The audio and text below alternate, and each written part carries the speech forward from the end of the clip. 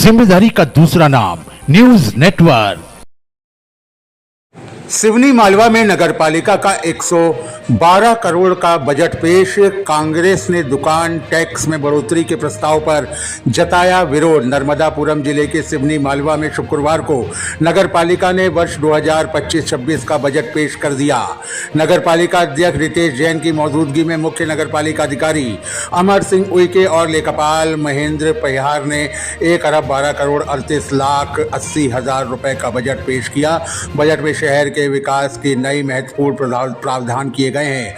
कंदेली नदी में पानी को शहर से बाहर रिसाइकलिंग के लिए लगभग 9.5 करोड़ रुपए रखे गए हैं। वहीं गीता भवन निर्माण के लिए 15 करोड़ रुपए का प्रावधान किया गया है। पेयजल आपूर्ति और पानी की टंकी निर्माण के लिए लगभग 7.5 करोड़ रुपए आवंटित किए गए हैं। इसके अलावा ऑडिटोरियम निर्माण के लिए 4.5 करोड़, पार्किंग निर्माण के लिए 2.5 करोड़, मंगल भवन के लिए 2 करोड़ और डीलक्स शौचालय निर्माण के लिए लगभग 2 करोड़ रुपए रखे गए हैं। और इसी के साथ साथ व्यायामशाला, चौपाटी, स्टेडियम और पार्क निर्माण के लिए भी बजट में प्रावधान किया गया है। वहीं कांग्रेस के नेता और नेता प्रतिपक्ष अजय सिंह पटेल ने दुकान टैक्स बढ़ोतरी के प्रस्ताव पर आपत्ति जताई है। हालांकि नगरपालिका अध्यक्ष रितेश जैन ने स्पष्ट किया है कि नागरिकों पर कोई भी अतिरिक्त भार नहीं डाला गया है। उन्होंने कहा है कि यह बजट जनता की बुनियादी जरूरतों को ध्यान में रखकर तैयार किया गया है।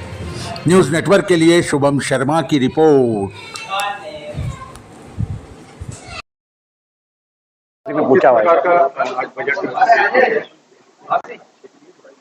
शासन की विभिन्न योजनाओं को और नगर के विकास, नगर के नागरिकों की मूलभूत सुविधाओं को ध्यान में रखते हुए जो अति आवश्यक जरूरत है सिवनी मालवा नगर की, उनका समावेश कर हमारे द्वारा आज बजट में को पास किया गया है। अब बजट पास करके सरकार को भेज के उनसे सरकार से इसकी मांग की जाएगी। बैठक में एक विषय आ रहा है पूर्व सीएमओ के खिलाफ निंदा प्रस्ताव का, क्या है पूरा मामला, किस लिए?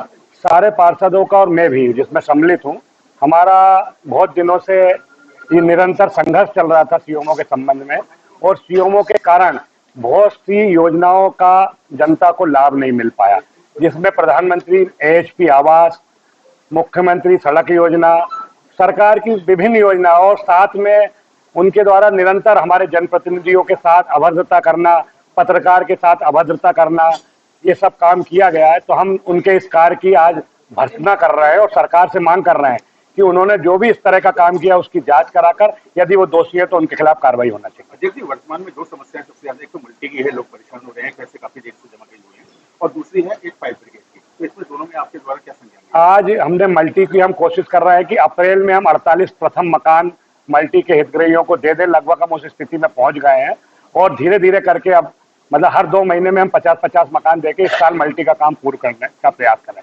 साथ ही जो हम 4 साल से नगर की फायर ब्रिगेड का उपयोग ग्रामीण क्षेत्रों की आग बुझाने के लिए करते हैं, उसकी राशि हमको प्राप्त होती है। हमें पिछले 4 साल से कलेक्टर कार्यालय से जो राशि प्राप्त नहीं हुई है, उसका लगभग 20 लाख रुपए का बिल हमारा कलेक्टर कार्यालय में लगा हुआ है।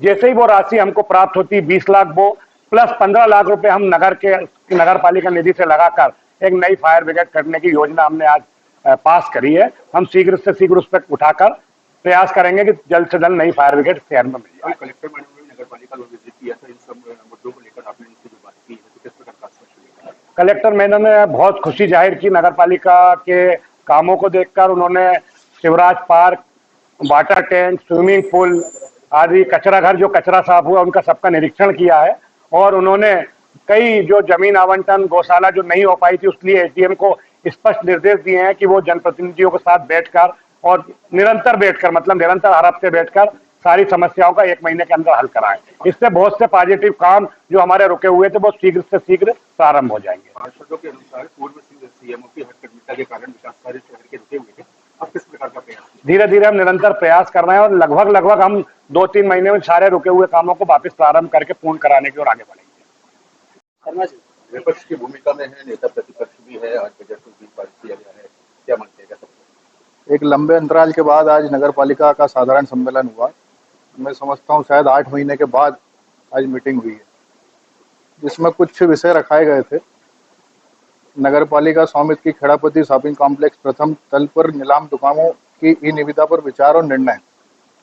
अब क्योंकि ये निविदा ऑनलाइन टेंडरिंग के माध्यम से हुई है, और ये आप और हम सब जानते हैं कि छोटी दुकान जो वर्ग लेता है वो इतना शिक्षित नहीं रहता है। उस पर हमने आपत्ति दर्ज की है और हमारा मानना है कि ये ओपन बोली या बंद लिफाफे के माध्यम से नीलामी होना चाहिए।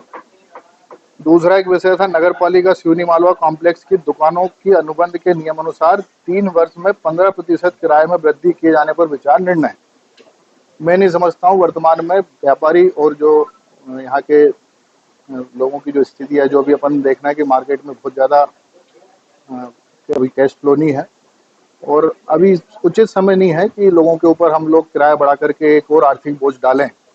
उस पर भी हमारी तरफ से आपत्ति दर्ज कराई गई है, आगे भी कराई जाएगी।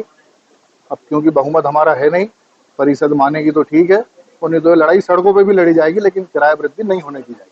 कुल मिला के मान सकते हैं कि जो पारित किया गया है बजट, इससे विपक्ष संतुष्ट नहीं।